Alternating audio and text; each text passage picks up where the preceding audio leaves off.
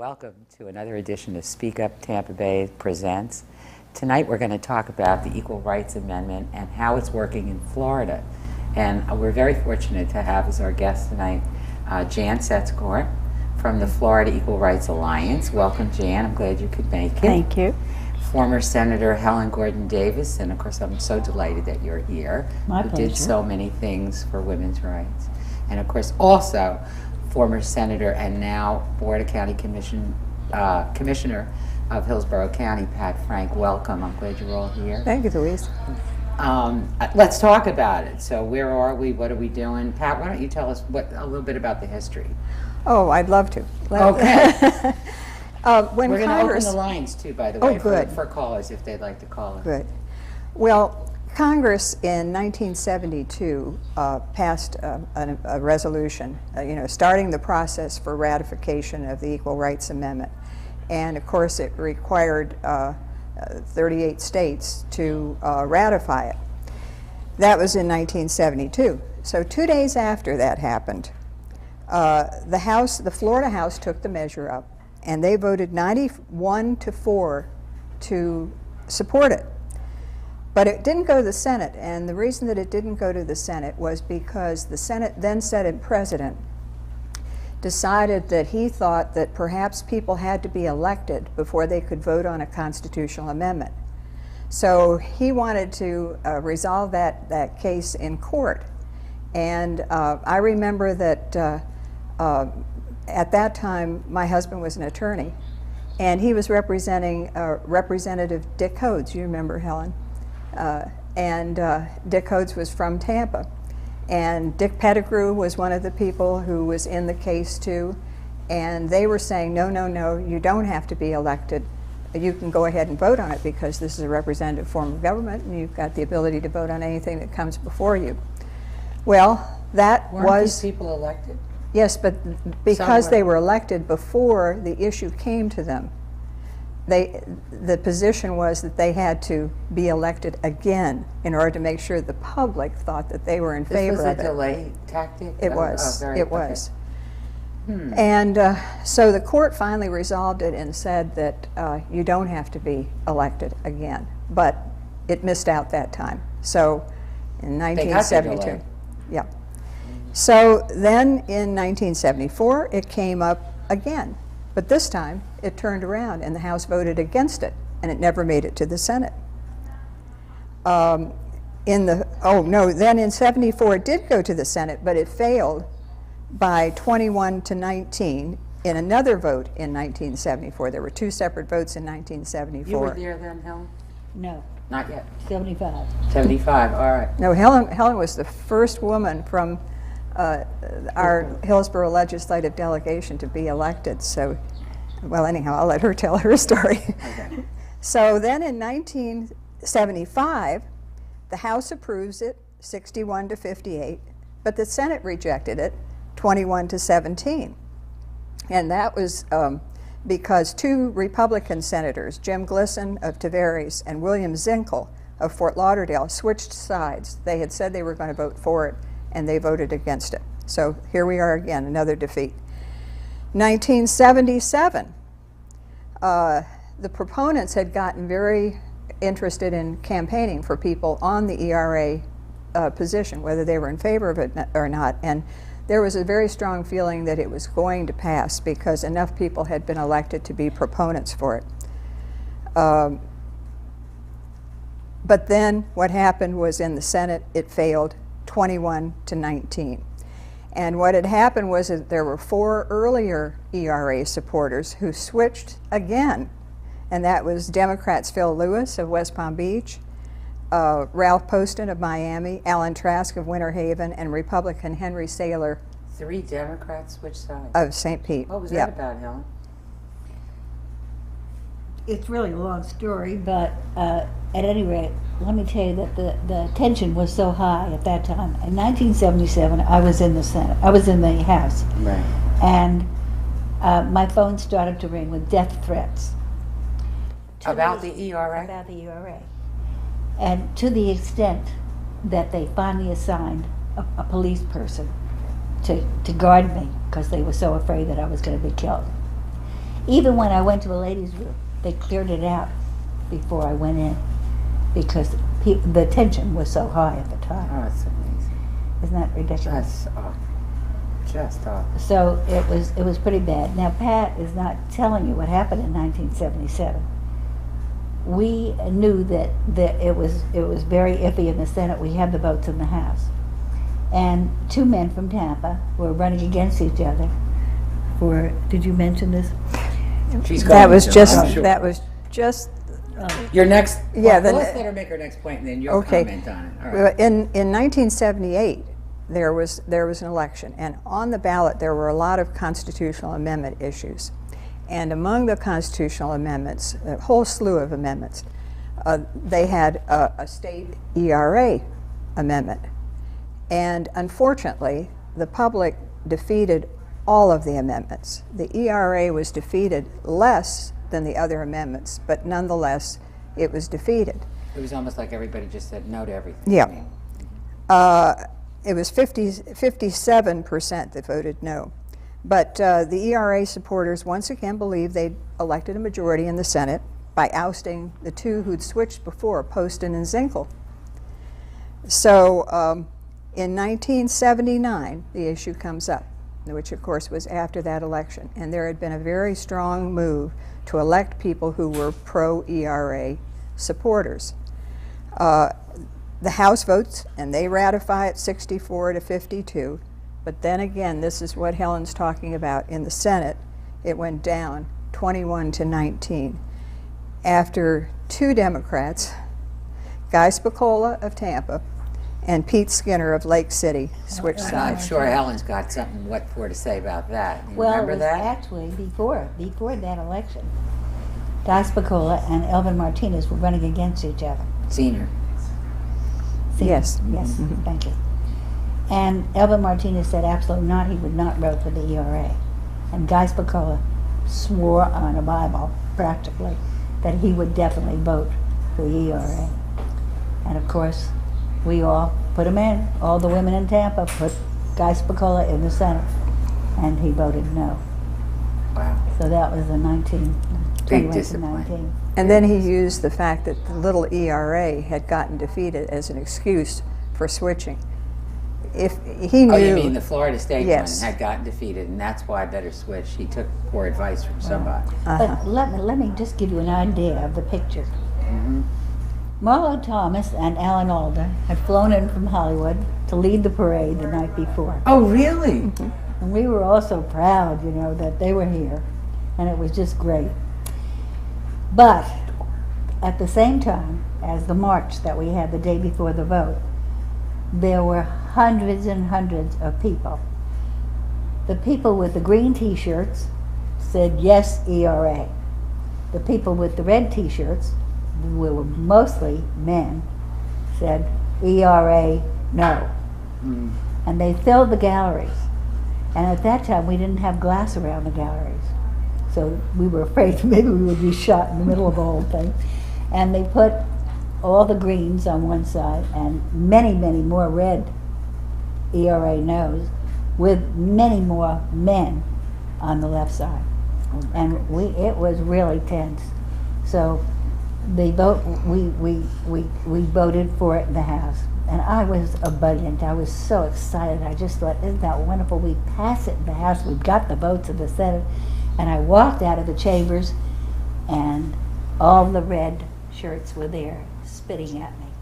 Oh, my. And I just couldn't believe it. So I finally made my way through and got to the elevators, went down to the car, wiped all the saliva off my face, Oh, and couldn't believe that I was living in America. my gosh. That was- Yeah. So it was more than just the vote. It was the viciousness, the absolute viciousness of people that did not want the E.R.A. to pass. I'm surprised you didn't pass a law that all red-shirted people have to take some etiquette We classes should. somewhere, you know, something like that. That is just, Unbelievable. It was hard. some people just can't lose, That's right. or whatever. Pat, go on. Let me hear some more about this. So what happened then? Well, after all so that? then That was a pretty heavy defeat. 79 was the real defeat. That was the one that really hurt us more than anything because 79 was when the 7-year period was over as well, right? Is that correct or no? no, it was 82. Well, It they became extended 82 it. when Yes, they extended it. they Right? extended it was 2 supposed- You're years. supposed to only have 7 years to 3 years. ratify it, 72, 79, and then there was an extension made for 3 years. Right. But that was on the federal level. Yeah, Right. Okay. that's right.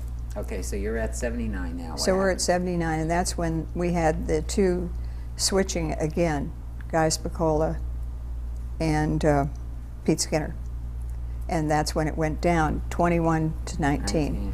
We really thought that the votes were Two there at that votes. time, and it was a real disappointment. It was quite emotional, and Helen was absolutely right.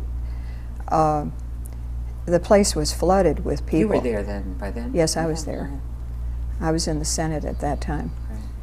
and all the Phyllis Schlafly supporters, you know, she was rounding up the troops, and they were cooking cookies and taking them around to all the male legislators that they thought would oppose it, and trying to cajole them, and Cookies to vote against it. keep the women in the house. And these were women doing that. Yes. And And- the kitchen. Yeah, keep them in the kitchen. and keep them baking cookies. Okay. Well, then the last segment of it was in 1982, and we knew then that it was rough. We knew it probably wasn't going to pass, but we had that window still open, and we felt an obligation to make a final push on it. And the House approved it again, 60 to 58. You were still there, Helen, right? Oh, yeah. Yeah. But the Senate turned it down 22 to 16. We lost big in the Lost Senate. Bigger in the Senate. Every year. How do you account for that? Well, Phyllis Schlafly was very active, and at that point, she'd banded together with Dempsey Barron, and Dempsey Barron was he was actually the ruler of the Senate. He was a kingmaker of powerful people. He would decide who would be the president of the Senate, and who he always maintained a position as Rules Chairman, which gave him total control over all bills. And he used his power on legislation. He was a very clever man. He would never put a bill in. What he would do is use his power to either get bills passed that he wanted passed or defeat those he wanted to kill. And he'd made it a real down-to-the-wire issue with him that the E.R.A. had to be defeated. And actually, I had an invitation that somewhere in my records I've got, and I hope I can find it.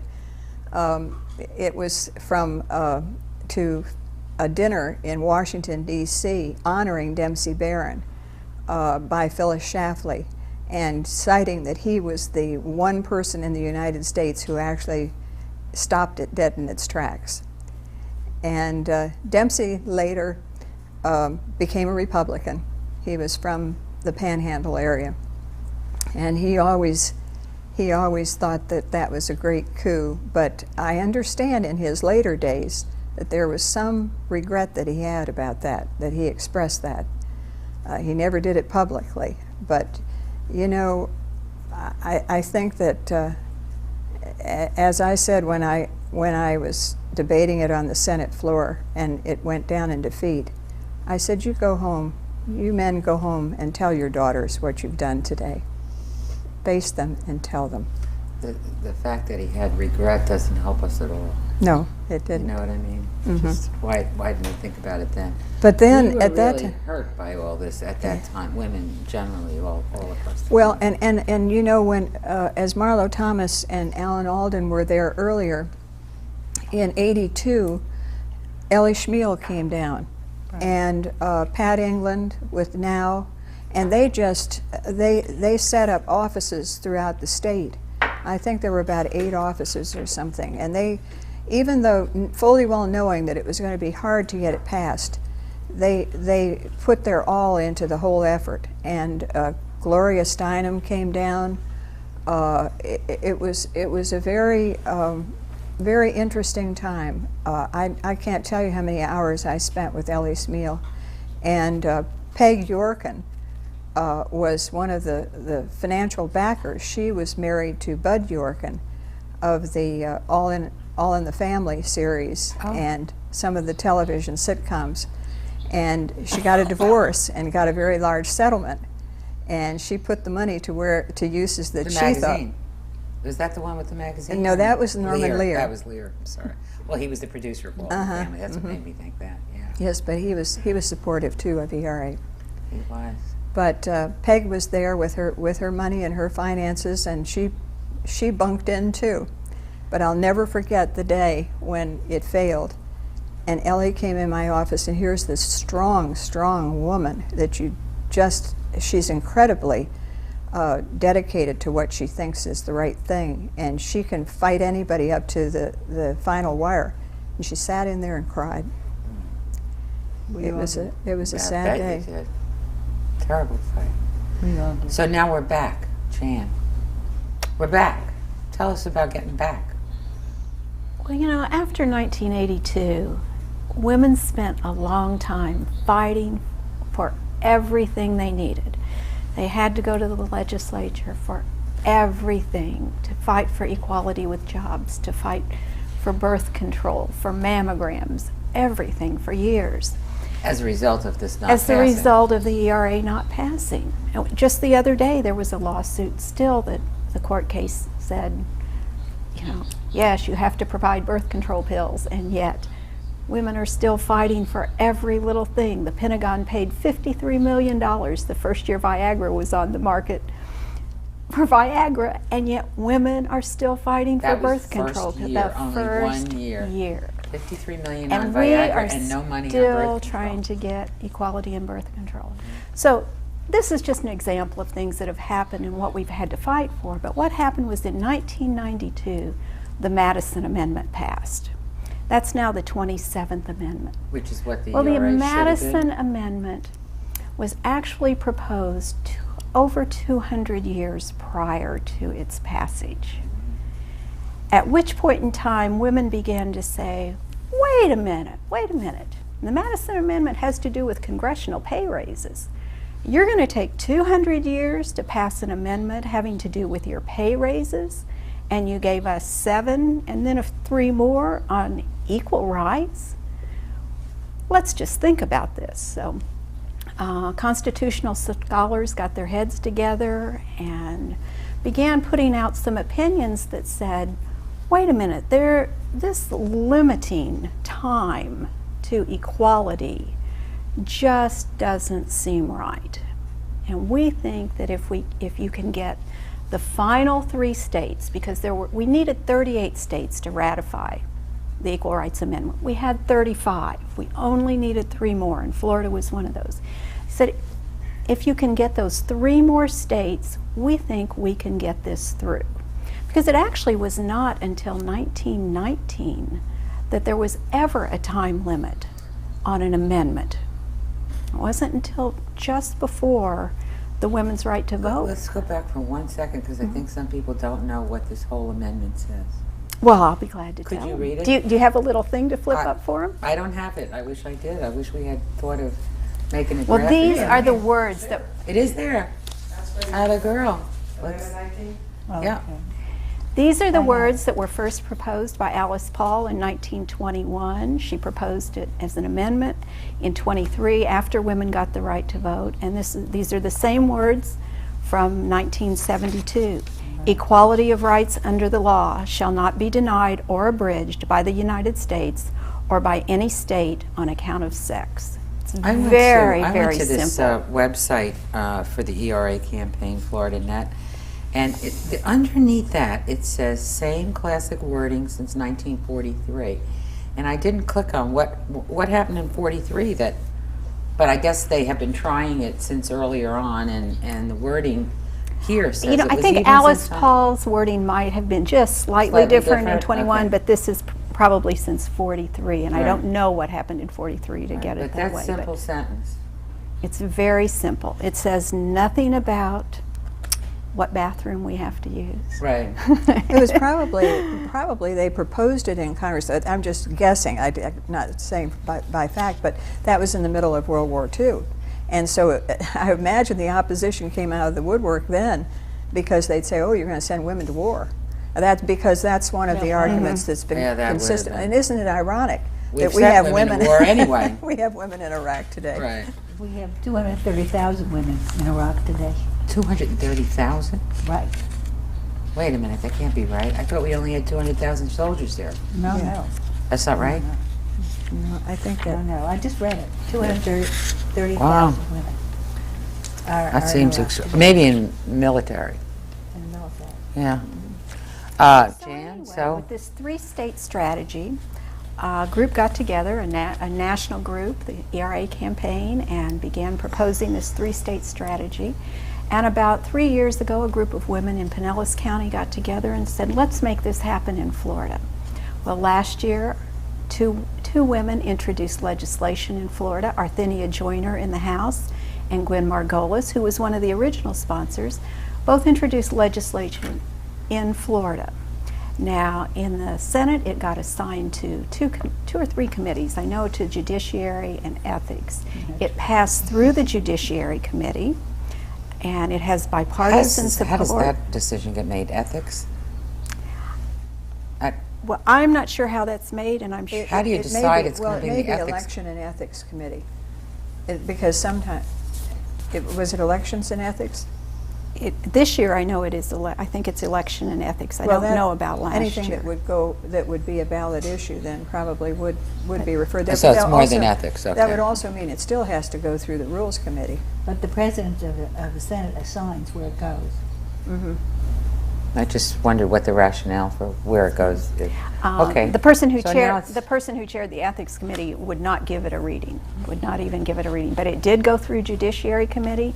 There were men on that committee, and there was strong bipartisan support on that committee. Men on that committee who brought their daughters with them to work that day to see them vote for that. Oh, that's good. Oh, wow. There was a man in Tallahassee who had been in the legislature at the time, who had been in the Senate, who came down to the rally afterwards and who came down to see the vote, saying that it was the worst decision, the worst vote he had ever made in his life to vote against E.R.A. Really? Who was it? Do you remember? I believe That it's- and $4 or get us a cup of a latte Yeah. somewhere. I'm Where were you sure. in 1979? Is it Hafen? Haven. Ralph Haven. Haven. Yes. And he regretted voting against it. And there's a lot of support, a lot of co-sponsors for this. Illinois now has it on there. It has passed through the House in Illinois, and it is ready to go to a floor vote in Illinois, in the Senate. Okay. So, should Illinois pass it this year, we've got it active in Florida. That leaves one state that still needs to pass Is it being worked on in a third state? Missouri and Arizona both have somewhat active programs, not quite as active as it is here. You know, there's a lot of questions about, I don't know if somebody's going to call in with any questions, but I did take a couple before the show began, and it was, what will this do for me kind of questions. For example, will this make my benefits any better with Social Security? Will this make it easier for me to get equal pay? Where does this really, because there's a lot of people who don't understand why we think we should have this here. So what we're going to do, I hope you can think about that. I'm going to take a little break. We'll come back, and if anybody out there wants to give us a call and has some questions, we take them too. We're going to go to a PSA. See you in a minute.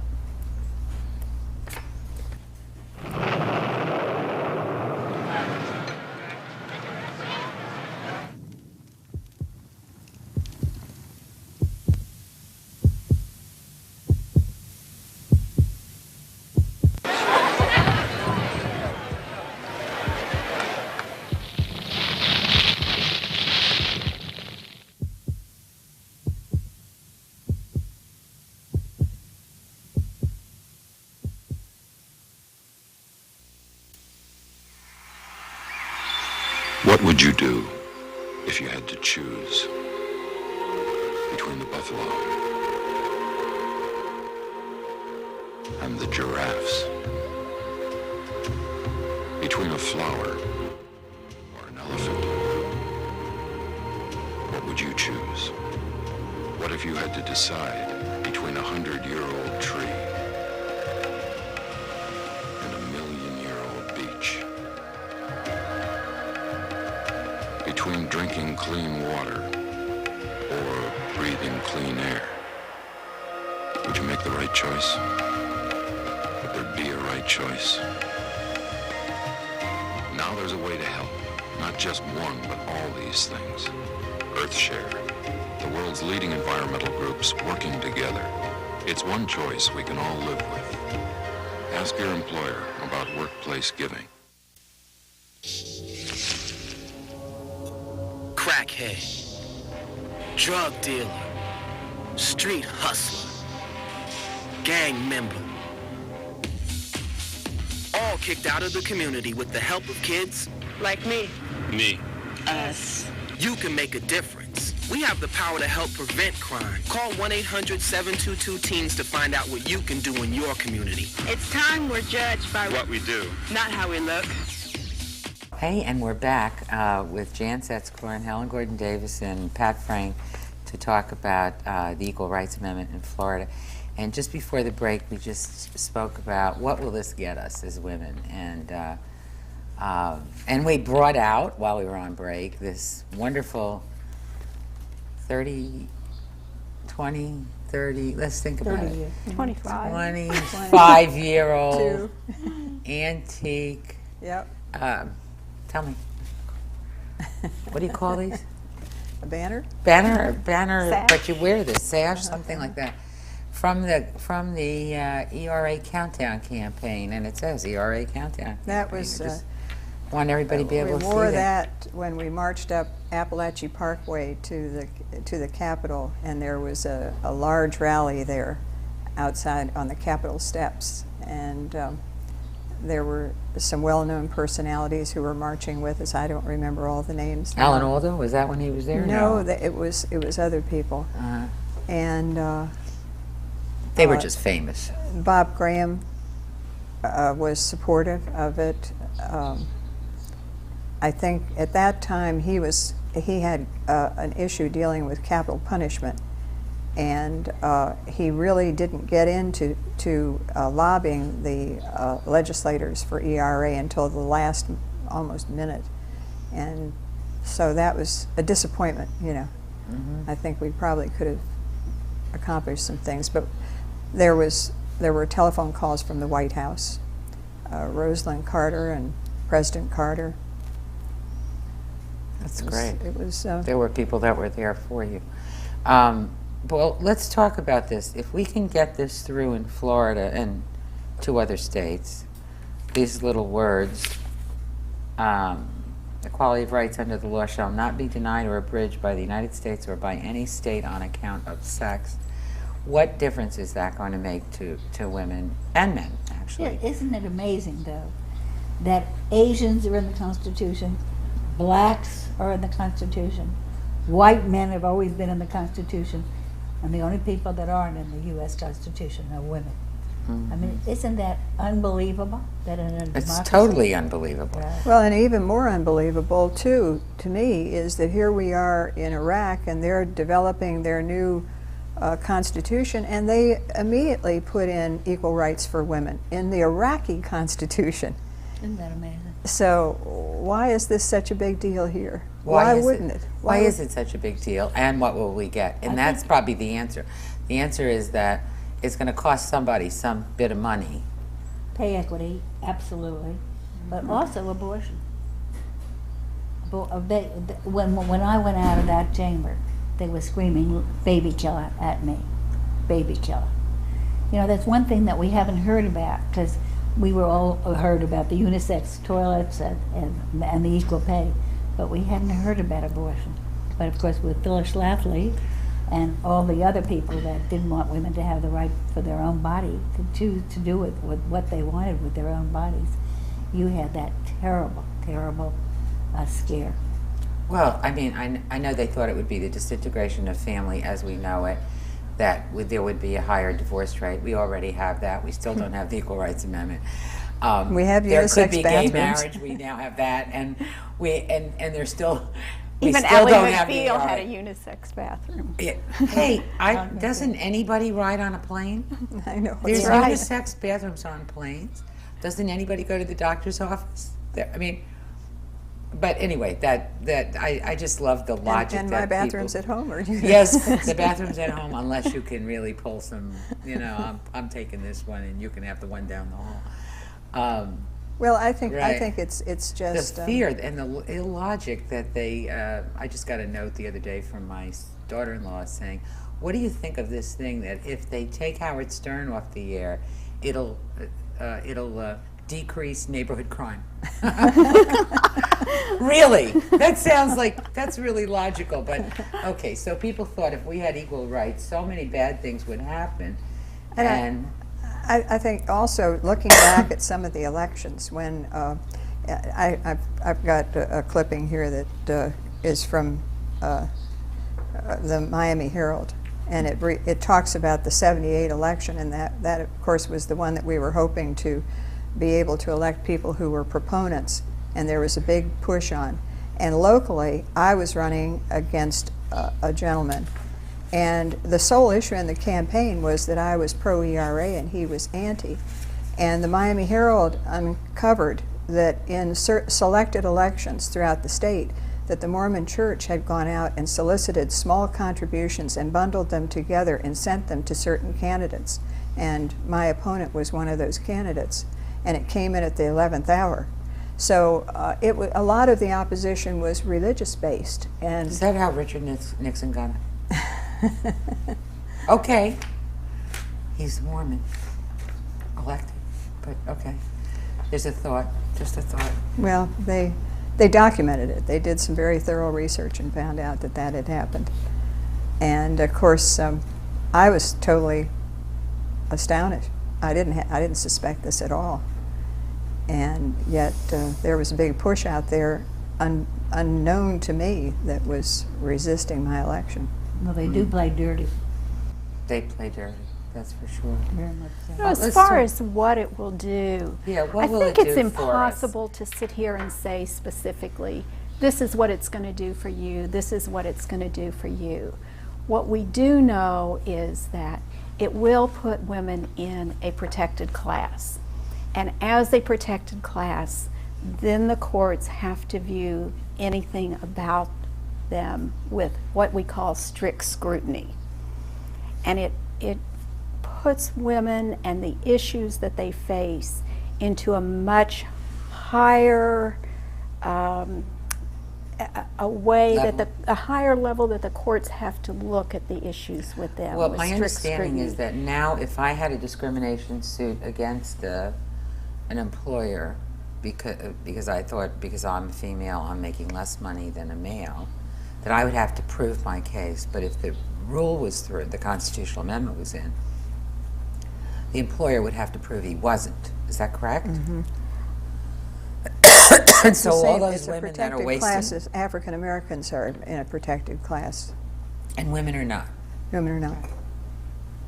You know, as far as specifics, we can't really say. We can say it would give them, it would make them a protected class. It would give them strict scrutiny. It would mean that every law that is ever written in this land, women have equality within that law. It would mean that every time the courts review a case, women have equality within that case. And the truth is, there are many court cases pending right now that the Equal Rights Amendment would actually benefit some men. And what are those like? There's one that I'm familiar with that is an immigration case where I believe the courts have said that a child belongs with its mother who is not American, even though, and the reason is that the mother has those attributes that are better for child rearing. You know, the very stereotype of women are better nurturers and women are better at raising children. So the court case, this particular court case Right now, they're saying it goes with the mother. Well, this is a man who might benefit from that. And there are some other cases that that men would benefit from. Wow. If anyone wants to call in, the number is 254-7820. 254-7820. What do you think some of the other issues are that we will be covered with that you've seen happen through the years, Pat? Well, a lot of the laws that are on the books have been through struggles that people have gone through to get them passed. And Helen certainly has been one of those individuals who pushed very hard for many things in her legislative years, and I also. And, you know, people have a way of forgetting history. And if you have something written into the Constitution, they can't forget it. Those laws are going to be protected. There's going to have to be an acknowledgement that there is a right that's inherent, just the same as there is for men, that there is for women. And saying that, meaning that if it's just written into a law, tomorrow the law could change. Absolutely.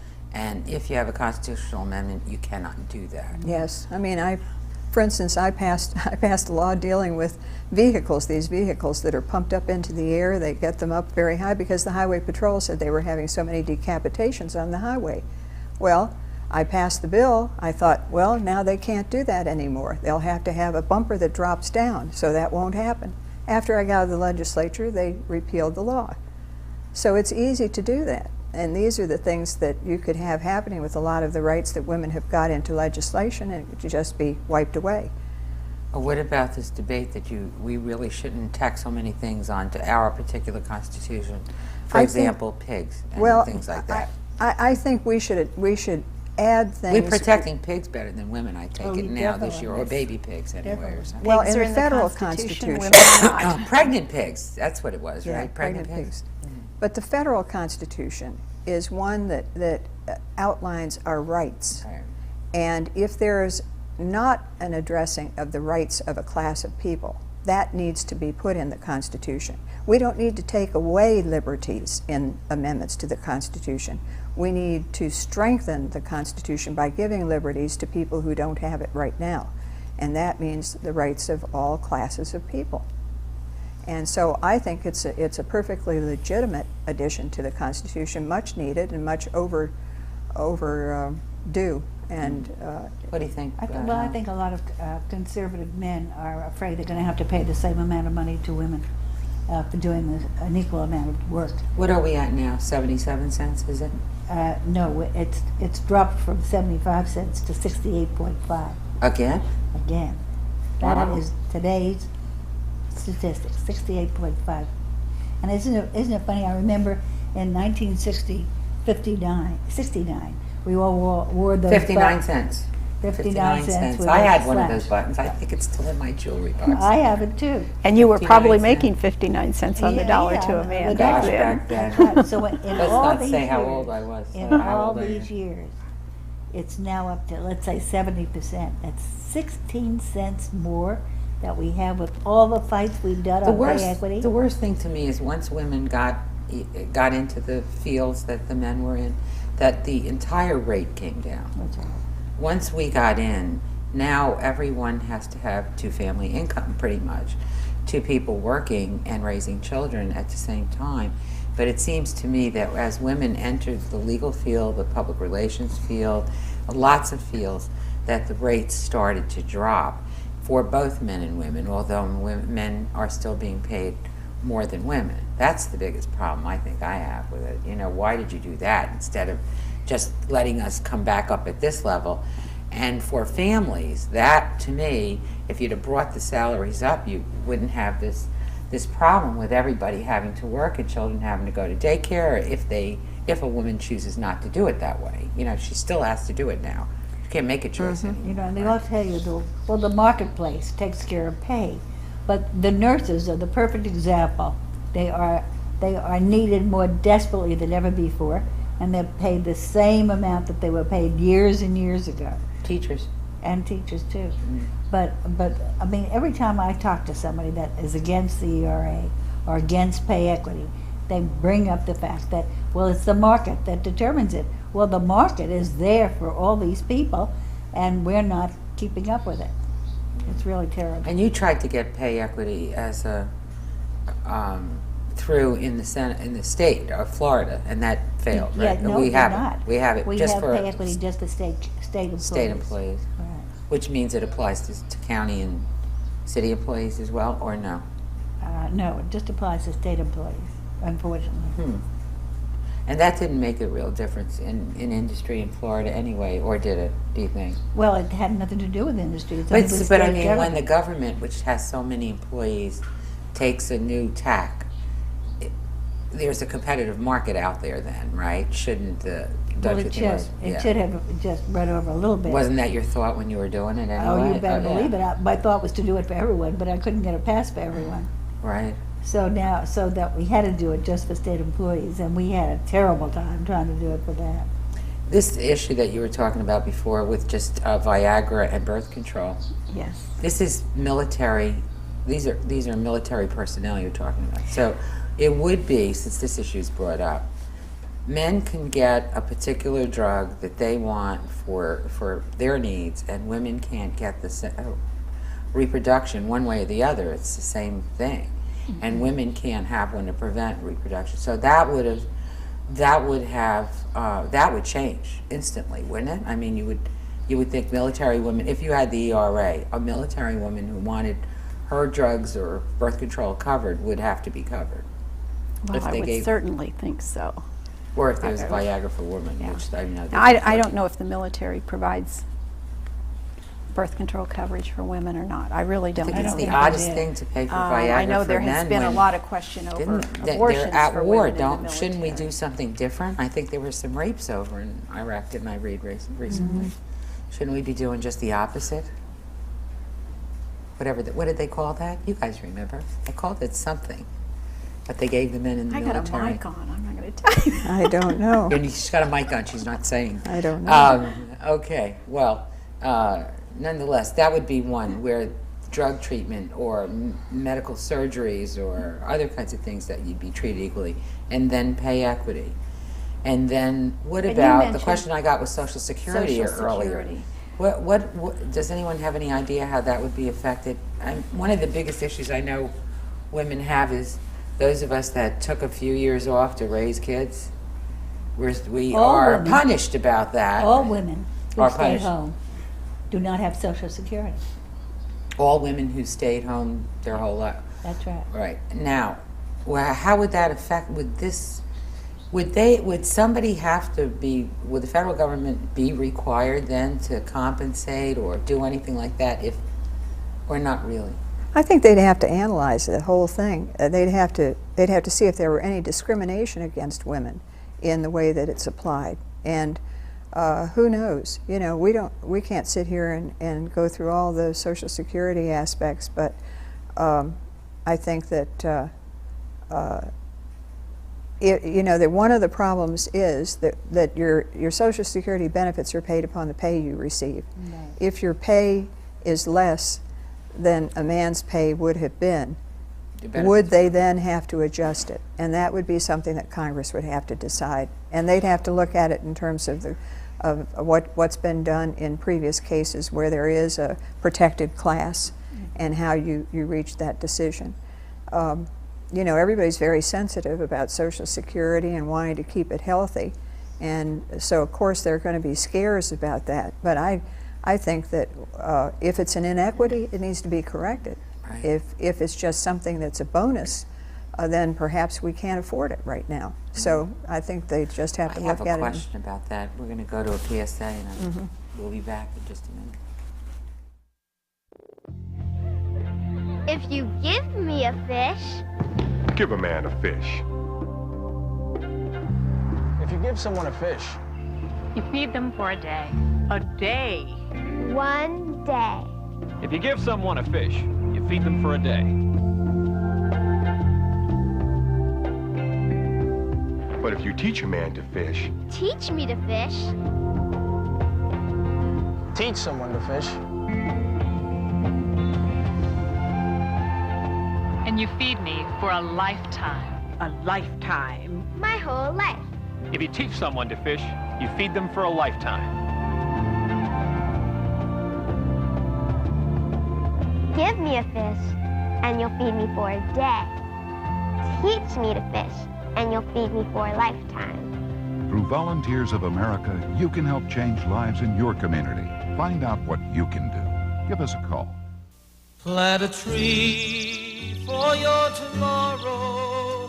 The Arbor Day Foundation invites you to celebrate life and plant a tree for the first day of school and the last, to bring songbirds close by, to celebrate a new life beginning and a life remembered. Plant a tree to help clear the air, to celebrate two lives coming together and a new home, to conserve energy, to celebrate a good report card and a good life. For all those special times, plant a tree. Each tree you plant makes a difference for a better neighborhood and a better world. Plant a tree and put a smile on the future. For your free Trees for America brochure, write the National Arbor Day Foundation. Plant a tree, trees for America. Plant a tree today for all the world to share. To cool the city, to celebrate Arbor Day, to clean the water. We're back talking about the Equal Rights Amendment in Florida, and my question was going to be to Pat. We were just talking about Social Security, or to all of you. What about the idea of the federal government giving us some credit, since we have gaps in employment more than men do, if we continue to do what we've been doing, which is more of us raise children than men do. And I'm happy that men are raising children too, but I'm just saying it's still so. And we have these gaps, so we've lost the credit for our social, for income.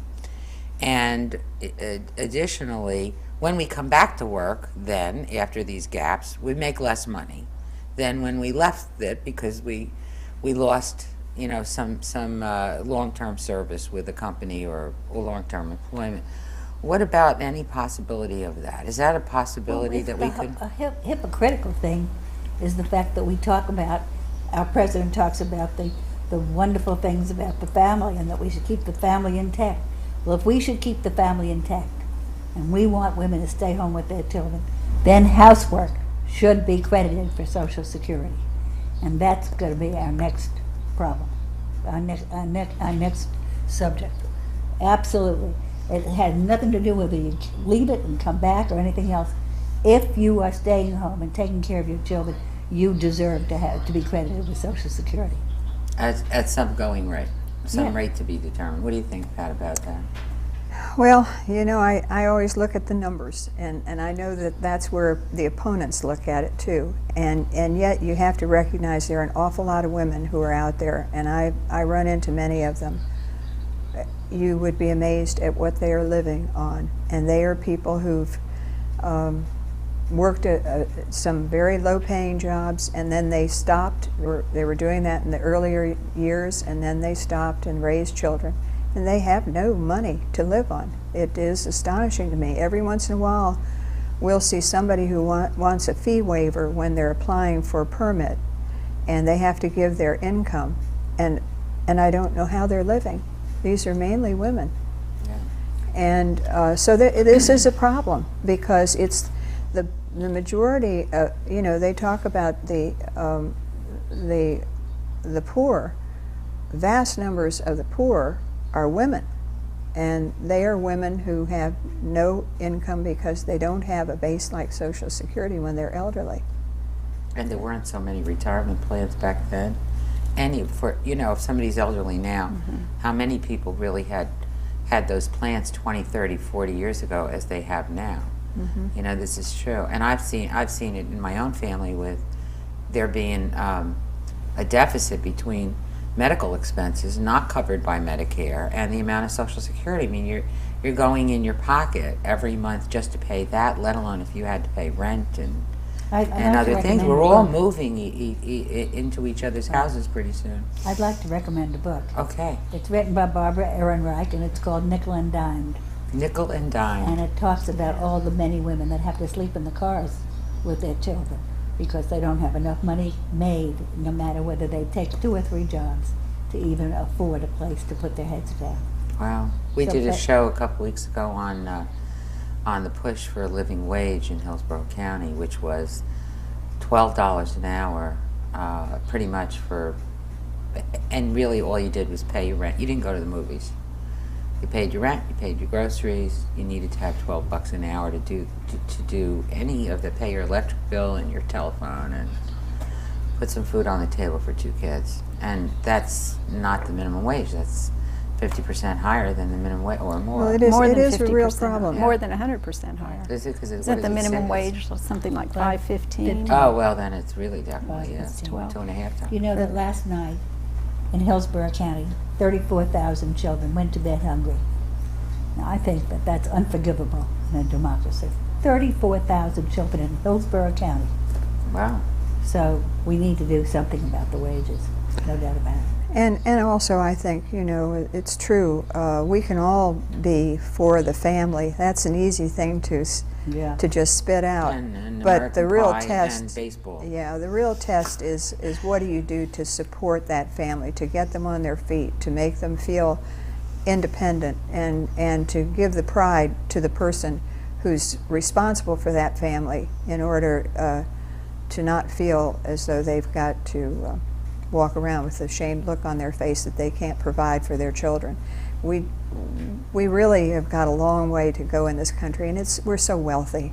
We've got so many resources here, and just for instance, you know, to abolish the waiting list in Tallahassee for kids who are on the waiting list for health insurance, in which the parents, the working parents, are going to pay the premium, and these are frequently women who are working, who have families, and they need to have insurance that they can afford to pay.